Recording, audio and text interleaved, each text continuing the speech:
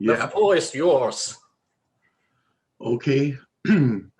Well, I started very minimal, and then the more I thought about it, the longer that my set of slides went.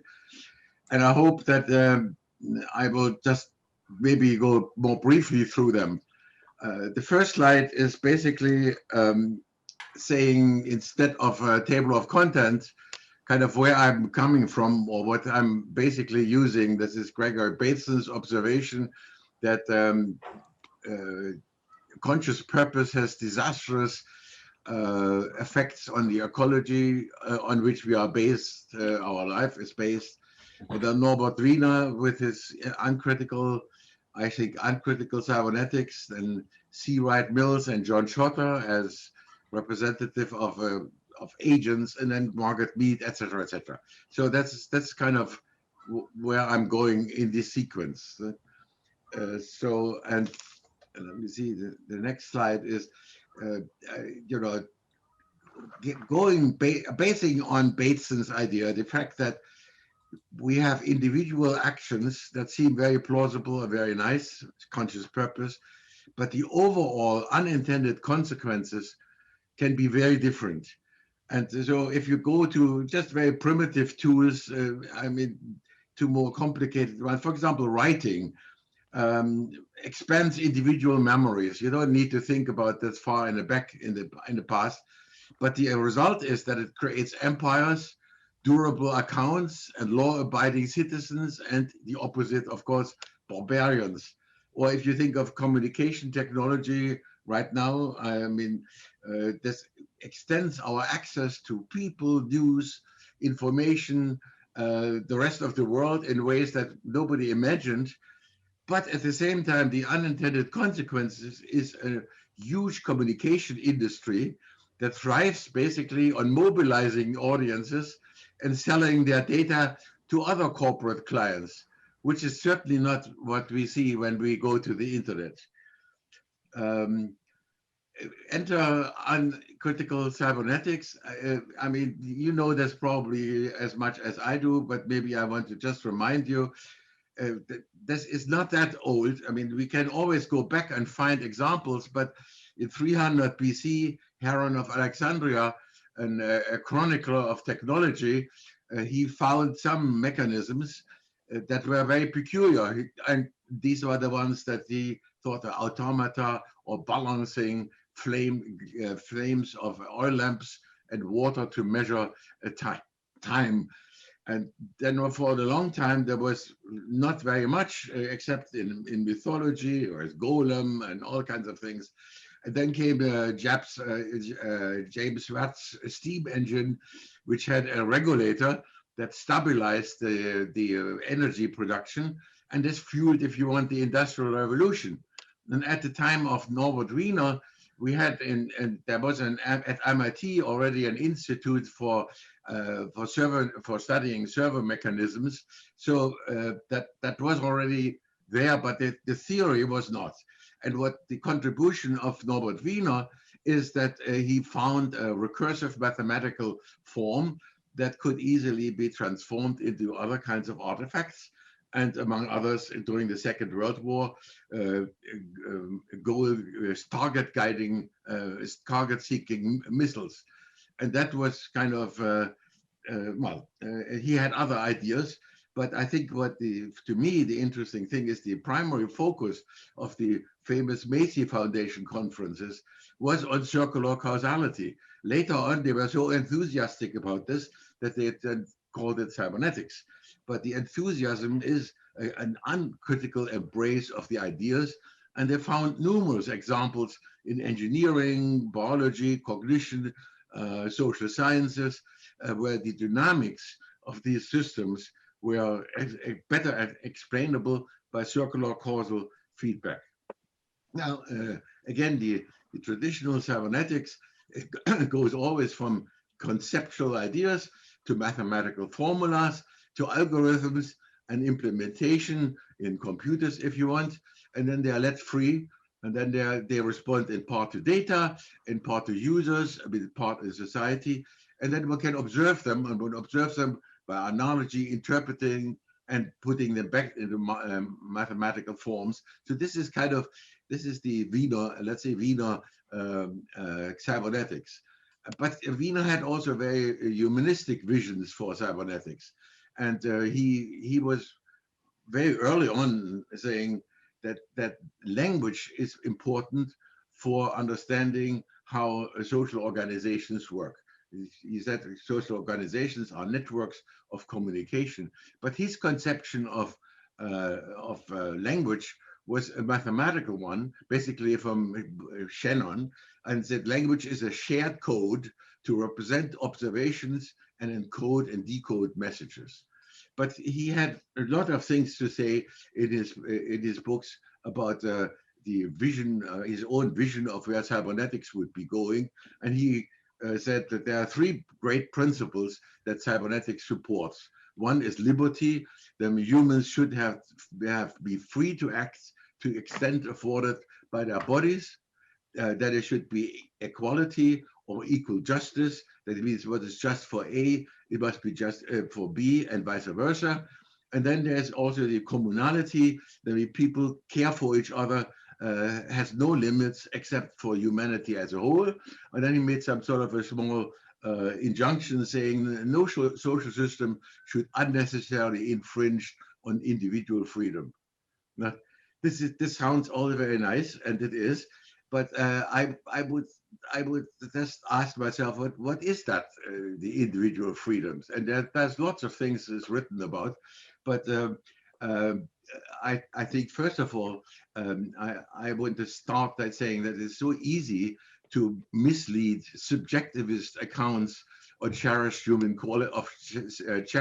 qualities such as freedom, intentionality, consciousness, thinking, understanding, drawing distinctions, etc., which is so often misattributed to technology such as in artificial intelligence, or to natural objects such as in animism.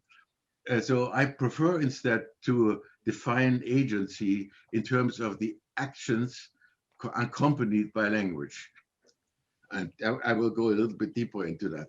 But there is, for me, there's no doubt that individuals feel free or oppressed, and they are happy or displeased, or so. But saying this about someone else means always that it's a projection of one's own conception of such states onto them.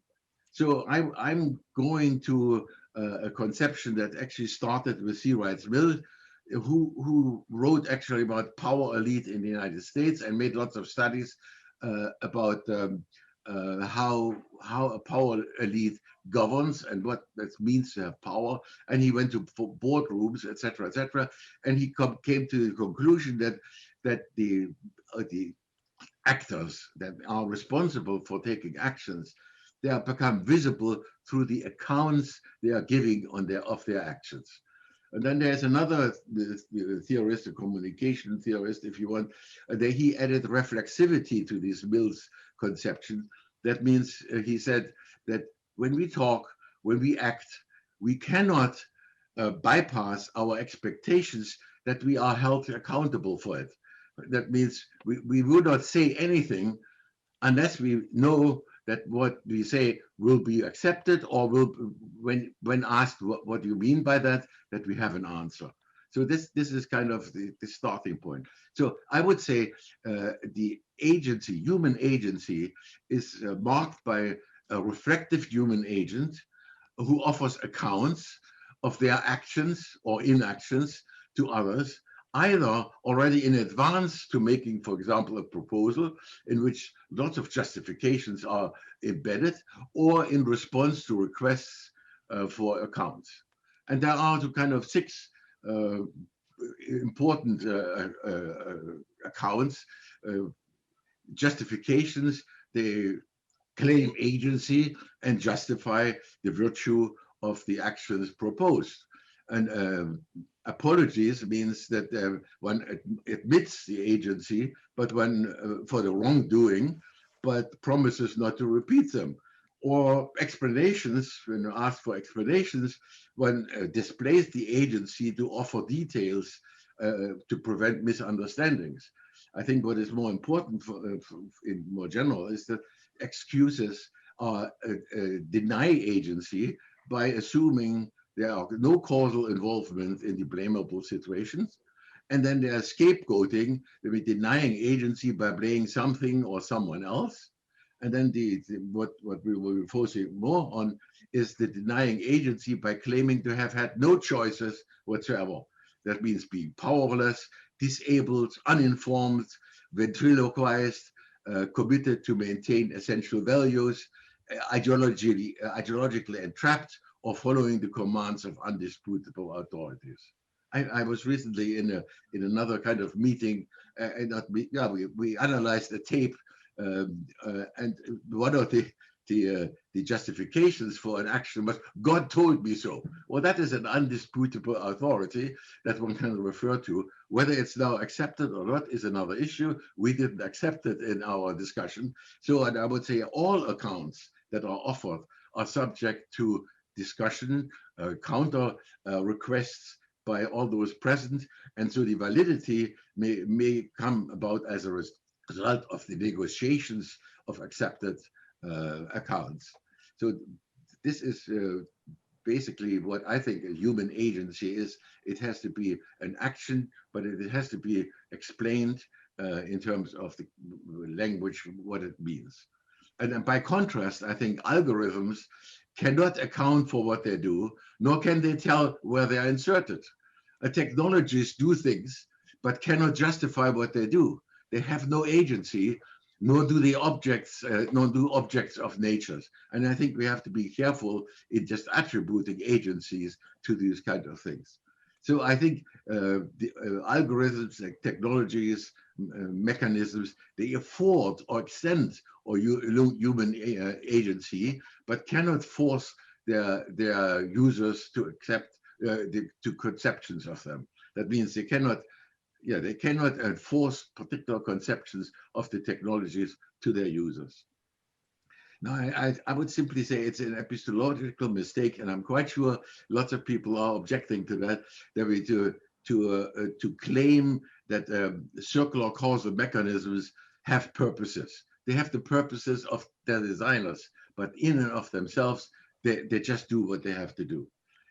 Or attribute agencies to algorithms that merely extend some human cognitive limitations is, I think, equally unacceptable. Or to talk of autonomous systems as preserving their selves they cannot articulate and therefore don't have it. Or accepting cybernetic systems as authorities just because they are too complex to grasp. So I would say that the systematic enactment of such epistemological mistakes enable the unintended growth of ever complicated algorithmic institutions, which we will talk more about. So I think if you want to get now to the issue of what are some of these unintended consequences of cybernetics, and I can give you a lot of examples. Most recently, a judge in New Jersey had to. There was a request for prisoners to be freed on bail, and everyone said this is a model prisoners. We should let him go. But then it came an algorithm that said no, that the risk is too great for recidivism. So now what should the judge do? The judge asked to explain, but the people that designed this machine, this device, they wouldn't want to do this. And then he said, well, give me the data, give me the algorithm, and it's all proprietary. So he cannot do anything. Now that is the case where unintended consequences of these kind of cybernetic machines are present in everyday life. Now the judge had the choice of either ignoring them, that is a choice, but ignoring them when there is a chance, however small, that the prisoner might be later on in getting into trouble and make his judgment invalid is a big risk. So as a consequence, one is more inclined to yield, delegate their agency to the algorithm. Or if you think of, let me just pick one, conspiracy theories that achieve wide circulations without being verifiable. In everyday communication, we have a face, we stand for what we say, we are asked to account for it, but on the internet, Facebook, etc., that isn't built in.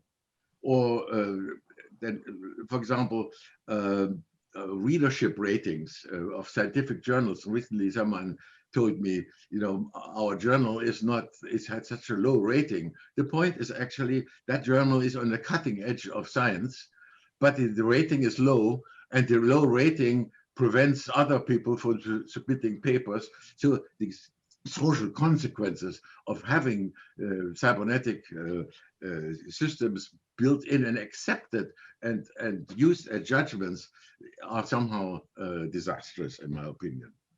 So, but let me go to just sketch the history of the uncritical cybernetics, and I think that you will see it's very unlike what Wiener had envisioned. Well, very obviously, very simple, controllable feedback mechanisms, such as thermostats, or if you want that the toilet has always water in there. These are mechanisms that allow users to delegate some of the routine activities they don't want to be bothered by to machines. But one has to realize that they are somewhat close to organization and open to variety. That means you cannot change the nature of the thermostat or the whole system. That is fixed. What you can do is make certain adjustments and otherwise that will be open to variety, temperature outside. Another level is you want replacing routine occupations by robots. Now, robots is perhaps a too simplistic term, but I'm using also small words because I want to get them on the slides. Think about teller machines. A teller machine automates basically a bank teller. And a bank teller has on one level a very routine activity, and that is easily mechanized. And so as a result, you can go to a teller machine at 24 hours and get your money or deposit money, which is very convenient, and it creates efficiency and low costs. But the corporations that do it, the effect of that is that they can fire the human beings that would otherwise do this kind of jobs, and basically minimizing the human costs of the organization, speeding up the expansion of these kind of transactions. I mean, a bank is basically transformed if it built in these kind of mechanisms. And then there are more complicated, if you want, systems such as, but think about a bureaucracy like tax authorities. Well, they provide users with forms, with instructions of how to pay taxes. Much of it is automatically checked, and so basically users are required to comply with these instructions, behave accordingly, according to the institutionalized routines, and they get what the corporations want them to get. The artificial institutions, they are basically increasingly algorithmized, and the algorithmic norms enter, if you want, the social domain and become what everyone has to comply with. Then the next level, if you want, of development is learning devices, or cybernetic systems that learn, adapt to either users or to the circumstances. If you think, for example, when you go to Amazon, you buy a book, you buy another book, and then very soon you get recommendations what other books you want. That's all very automatic. So far, that is probably very nice. But at some point, when you are forced to act on it, like the judge, these algorithms that he was confronted with was constantly adjusting to the nature of the data that are available, and he could not possibly get into what kind of authorities is behind there. And then there are a whole root of autonomous systems, totally autonomous systems, such as how the network of electricity is regulated. We don't know them. Very few people have an access to it, and they are totally omnipresent, indispensable for everyone, unnoticed. They are only become noticeable when they fail. And so here we are basically subjects to them without having had a choice. Now, let me summarize, let's say, this short history of the increasing algorithmization of the social world. Namely, I would say cybernetic technologies tend to grow unintended, institutionalized complexes. They're increasingly autonomous and self-organizing or independent. Their algorithms evolve but beyond the individual's controls, are the product of networks of institutions, not anymore of individuals. They're broadening scope for individuals to access other people, information, services, etc., but they require always voluntary submission to the deterministic logic of their algorithms. They have to comply to their rules. And the windows of individual humans shaping these cybernetic systems has shrunk significantly. So I think the choice of blindly complying with the deterministic logic entraps their users into their own conceptions of themselves in relationship to what they are facing. Now, this is because of the unchecked, unintended growth of algorithms whose deterministic logic it tends to become the social norms of how people conceive of themselves, interact with each other, and construct their social world.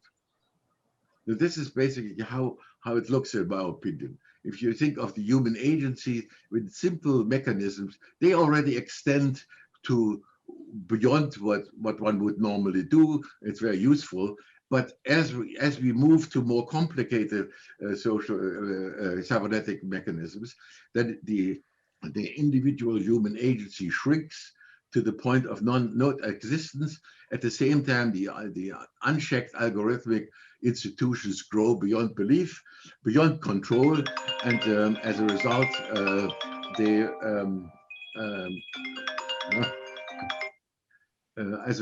the human agency becomes devalued and uncritically adopted.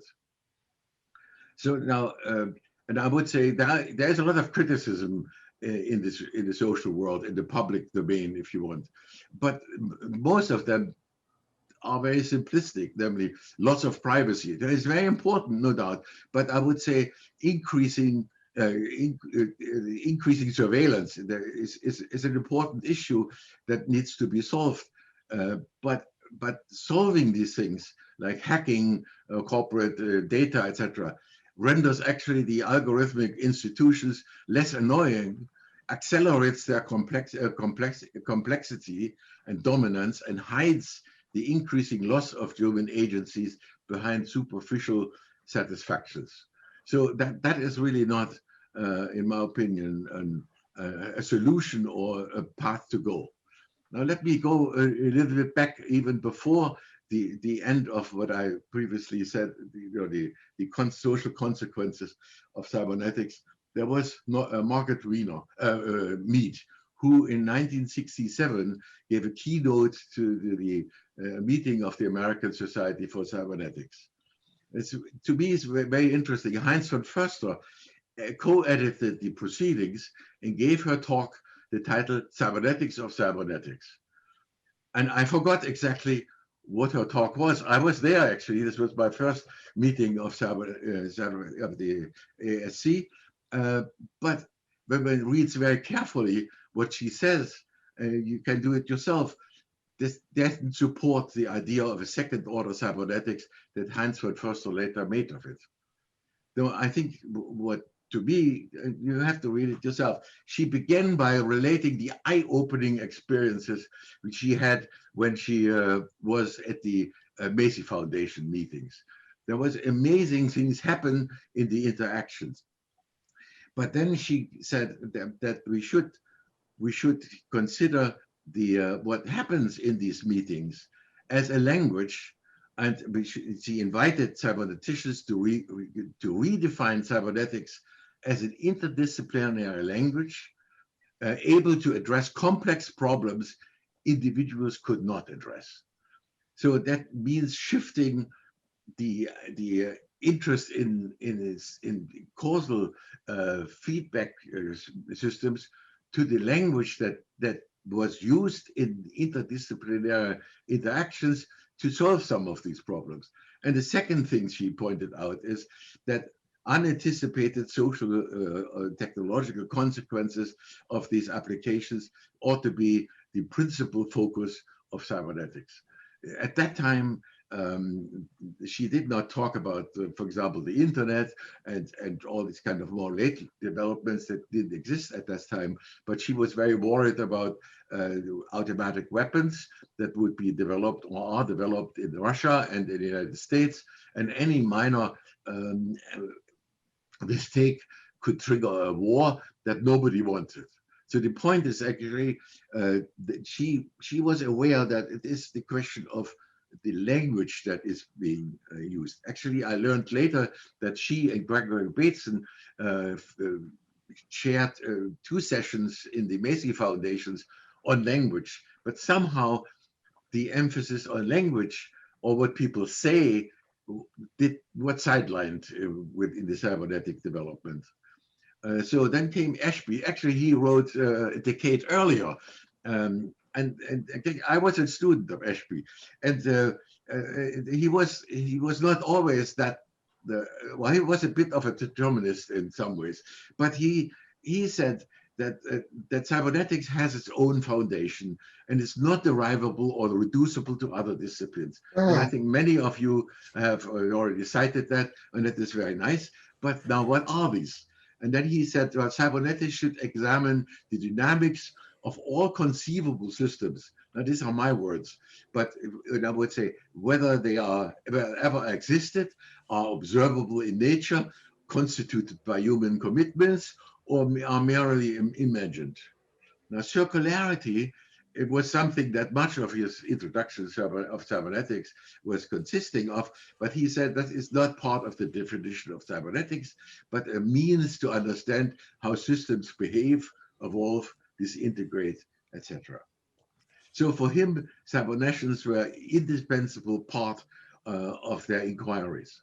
This predates, in a way, also the notion of second-order cybernetics.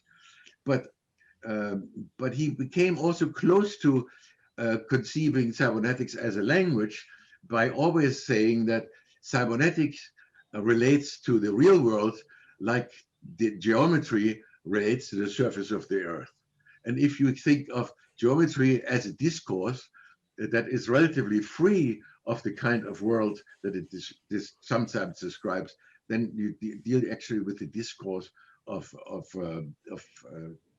a discourse. Now, a discourse to me is a language whose specialized vocabularies enables its practitioners to coordinate the activities towards to bring out discourse-specific realities.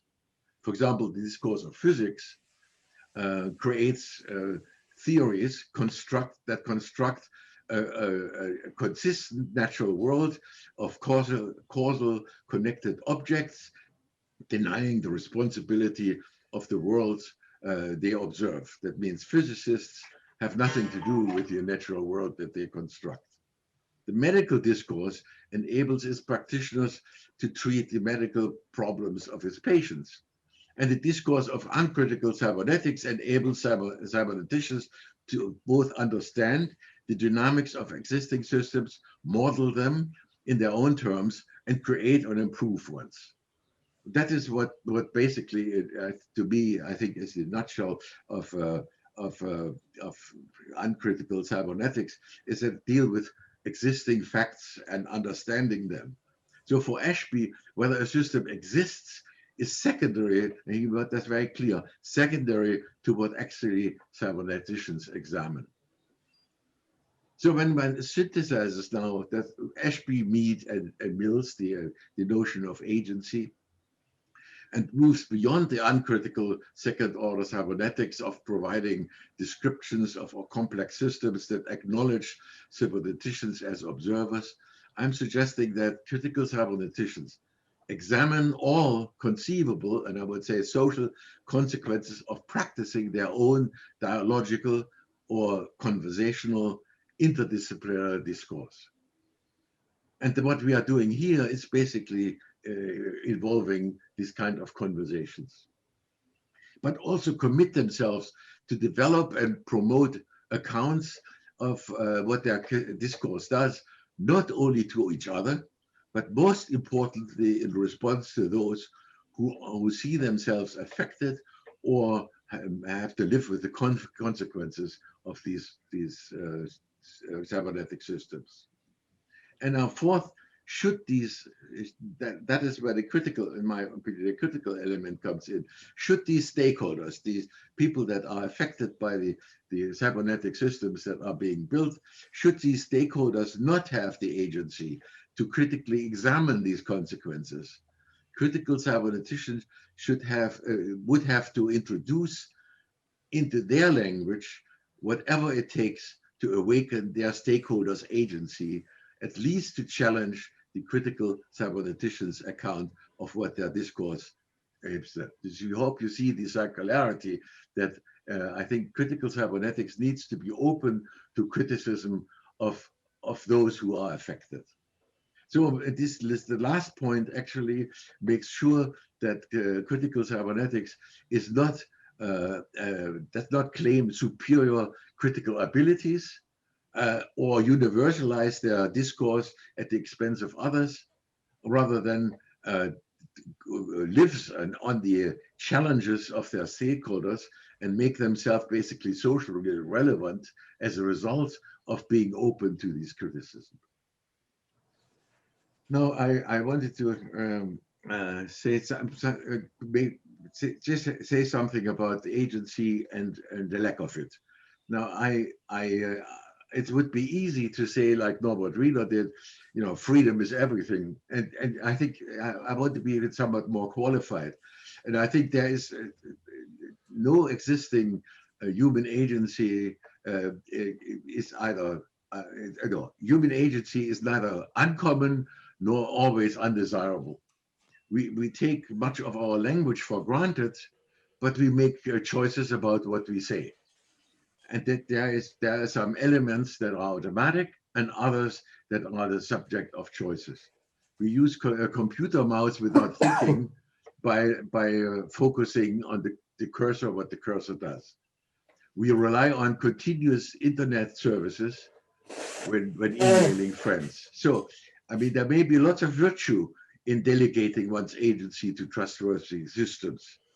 But I think the design of human interfaces with cybernetic systems in deterministic terms, making the compliance with the user's compliance with the algorithmic conditions of its use, that is the domain, if you want, of engineering and other uncritical type of disciplines. They are unable to consider the social consequences of their use in their users' term. So I think users may not care or be willing to assume the role of deterministic robots on a level without being but being these kind of robots. But they should also they should also find that the surrender of their agency is something that accounts for the involvement of the reveal. So acknowledging the role of language in accounting for human involvement gives critical cybernetics a foundation unlike other disciplines. So I think one of the important tasks of critical cybernetics to me is to recover the human agency where it seems to be denied or taken away. And I think the main point is very obvious, namely that if cybernetic systems are being used by other people, have an effect of other people, then one has to, one cannot ignore the languages that are used in order to describe them, to make use of them. There is another theorist or philosopher, one can say, Richard Rorty, who examined actually various, he's not the only one, various kind of social revolutions. And he said revolutionary changes in society rarely succeed by criticizing the very language that opposes the desired changes. That means you cannot just criticize whatever is there, but you have to go underneath it and he says, those who want to make changes, including, for example, he says, poets and social revolutionaries, they have to introduce into their discourse, into the language of their users, alternative definitions, strong metaphors, different narratives that the stakeholders did not know they lacked, but they are able to understand without mapping them into the current use of language. So, and I think the revolutionary changes that I think critical cybernetics has to aim at is not an either or proposition. You are not free or not free, but it may be meaning very small steps, maybe slowly transforming the self-conception of users of cybernetic systems from having to surrender their agency to determinist logic of their systems, to becoming aware that they are part in their own role actually in feeling entrapped by willingly complying with these systems, to selectively delegating their agency of the agency for their own or larger systems benefits, or reclaiming their human agency to actively shaping the systems of which they are a part. So, and I think what I'd like to just give, to make that not so abstract, but give a few hints of the kind of projects, if you want, that critical cybernetics ought to engage in. And I'd like to mention sketch five. I think the first one, the most important one, is actually to encourage dialogical or conversational practices by which speakers, cyberneticians, and their stakeholders can hold each other accountable for everything that their languages enable. That, I mean, we have talked several times about the issue of conversation. Larry has written about this. I think that is an important part.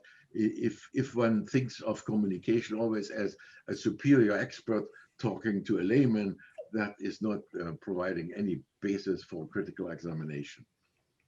Then secondly, to actively oppose misattributions of agencies, intentions, authorities, superior intelligences to technologies and institutions that employ them. I think this avoiding these misattributions is the prerequisite for a critical examination of the affordances of human actions that cybernetic technologies provide or limit. Thirdly, one has to realize that all cybernetic systems are created by someone. However, most of the time, these someones, they are hidden behind big corporations, teams, and they have a history, and that's not so easily accessible. But I think what is important is to elicit from these employees, find ways to elicit from those who are responsible for examining the reconceptualizing, programming, improving cybernetic systems, to make them accountable for what they do, and to find out what they have been doing and why. The fourth one is demanding transparency. Transparency of cybernetic systems, particularly employed in the social domain. Now, and for example, there are several city governments actually in the United States that demand that all algorithms that are used in the city government are transparent, are open to examination. But sounds very nice, but it has to be accompanied actually by the increasing ability to examine them. Not everyone can read code. In fact, very few can, but there needs to be an education, if you want, an ability to examine these transparent algorithms more critically, and including advancing the ability to re-engineering them and operationalizing them differently. That means changing them. And the last thing is to make the users of cybernetic systems aware of their part in the reality of the systems in which they participate.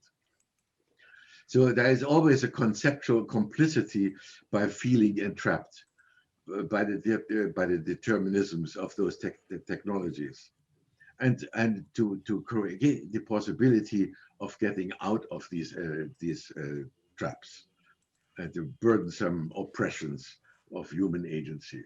So these are kind of four major projects that I think critical cybernetics ought to employ. And let me just summarize. And I want to be very clear that I think we should not, or critical cybernetics should not use one theory to criticize another, like Marxism is defined in opposition to capitalism, or ethical rules are proposed in response to so-called unethical behavior. Once one defines this as the opposite, then you partly legitimize, in fact, that what exists. So critical cybernetics, I think, to me, is a discourse that enables cyberneticians to fearlessly examine the history, dynamics, and social consequences of all conceivable cybernetic systems.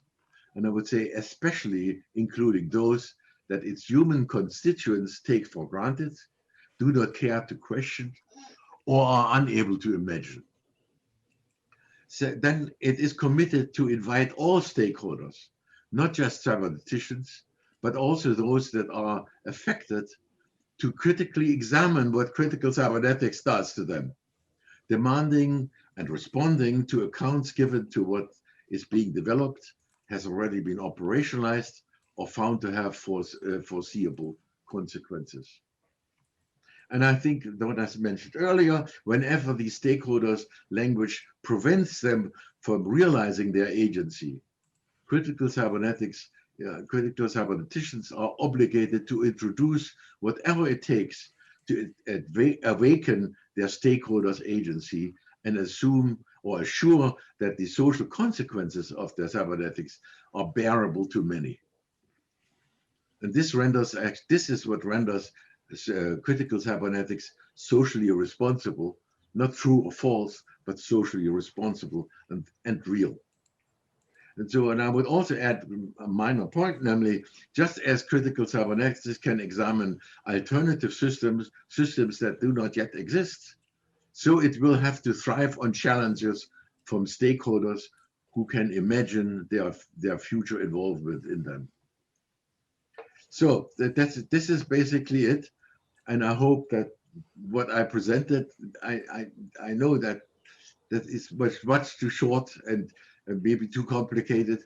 And I'm quite sure that there are lots of questions. And I hope that these challenging practices will be subject to debate. And I'm happy to have that open to discussion. I have also some relevant references, but this is another issue. I can make that available. So, thank you, Klaus. At this point, let's refrain from deep discussion, but just ask him the clarification questions. Yes.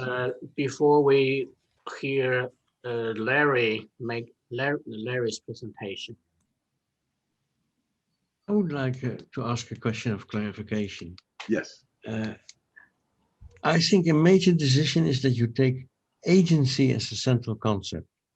Yes. Because then you have to make a distinction between human agency and, let's say, other types of agency. Yes.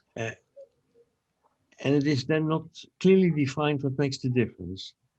While I think if you would take intentionality as a central concept, you would have a much clearer scheme. Intentionality is part of agency. But I think you use the word agency in order to have an accolade. Well, to see how human agency is different from other agency, you need a concept like intentionality. No, but intentionality is part of the account that someone gives when someone designs a machine saying, but the intention of that machine is to do this here. This is part of the account that an agent can give to others. You don't know the intentionality of anyone unless you listen to what this person is telling you. And I would say, I think I expected already some sort of a discussion with you because you mentioned Latour at some point, and Latour is someone who fails to distinguish, from my point of view, human agencies and what, let's say, other material phenomena do, and he considers them also agents. And I don't think they are agents because they cannot tell why they do things. They have no intentionality, no ability to justify, etc., etc. But let's then take a monkey or a dog. Is that agency? But say it again. Monkey or a dog? Well, I mean, first of all, I'm not interested in monkeys. However, monkeys, if I can talk to them, yes, I would know.